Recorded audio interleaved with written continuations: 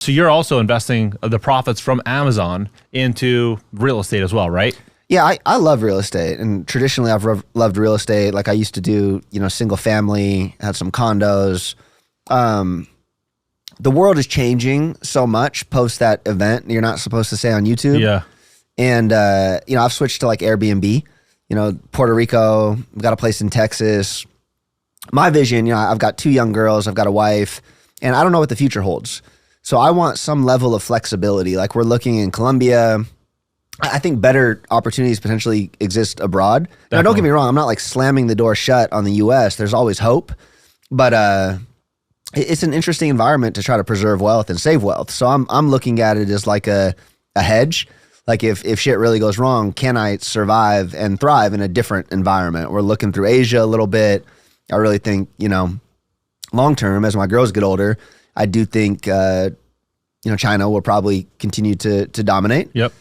We don't seem to have the leadership to reverse that. So it just kind of is what it is.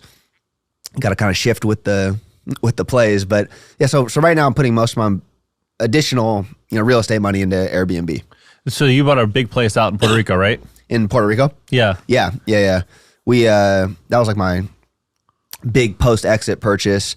Beachfront mansion in the St. Regis. Are you familiar with like luxury hotels and all that stuff? Yeah. So we're one of the few houses in the St. Regis in Puerto Rico. And so you picked that up in what, 2019? 2020, late 2020. Late 2020. That was still when people were afraid of like everything that was going on, and were values at that point just about to launch. I got it literally so lucky, right? Like we decided we were gonna, live in Puerto Rico. Went over there. There was nothing for sale. Found a guy who had listed previously. Called him up, but I bought it right here as it went like this. Like I think we bought it for, $7, and it's my neighbor's listed for 19 right now. I don't think they'll get that. Like I think that's a little silly. Yeah. But I'm just sitting there like, this is a big bet, but at the same time, we're clearly seeing everyone disperse. People are working from anywhere. That was right as the presidential election happened, and the Sleepy Joe comes in there with his aggressive tax plan. And I'm like, well, Puerto Rico is only 4% tax. How many corporations are going to say this makes sense for me? Yeah. If you move there, you have to buy a piece of real estate. And so I'm like, yeah, I'm going to buy one of the houses in the premier development. It was just a supply and demand thing. Yeah. I have a couple of friends that moved to Puerto Rico because of crypto gains. Yeah, and it's like a lot of people are just like moving to Puerto Rico that otherwise wouldn't be in Puerto Rico. Not just for like the lifestyle, but they want to keep their money. Like who wants to give 37% to, fund what's going on, right? And that's the thing. It's like I'm not like I like paved roads. Yeah. You know what I mean? Like I like public services. So I'm not against taxes by any means. They're like, oh, you're tax dodger, you're moving to Puerto Rico. And it's like, no, it has nothing to do with that. The reality is I don't support what's going on.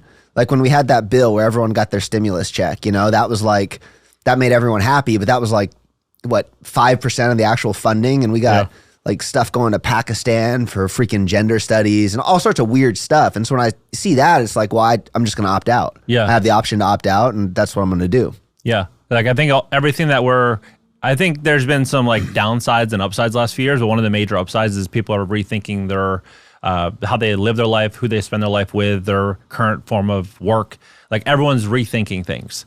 And one of the main areas is people are rethinking, where they're going to live. And I think we're going to start to see more people move to South America, more people move to Puerto Rico and these other locations in the coming years as things, I think, get harder in America. Because Biden was talking recently about taxing unrealized gains. Oh, no, it's absolutely nutty. It's like the old, communist playbook. Like this is just, it's where we're at. Yeah. I think the best part of all this is that more and more people are kind of stopping and going like, hold on, what the fuck? Yeah. Because this isn't new. Like we were talking about Alex Jones, right? He was canceled before the last president was canceled. Yeah. Right? So like if you've listened to him, it's like, you see kind of like there is an agenda and there is a movement.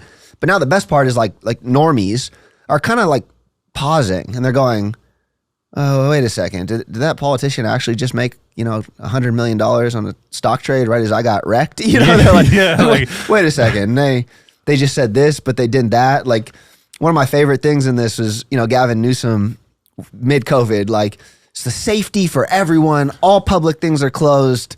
But yeah, my winery's still open, you know, if you want to. Yeah, he did like mine's swing all good. through.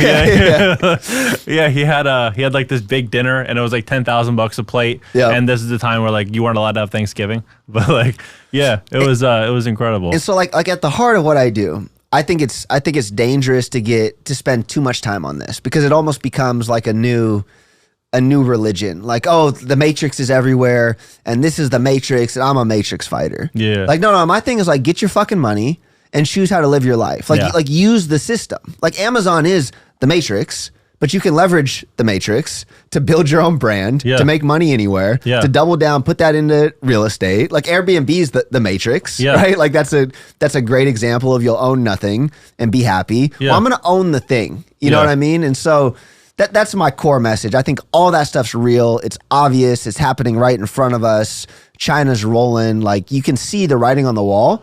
So the only thing you can do is figure out how to leverage it, make money, and find yourself free. It's that simple to me.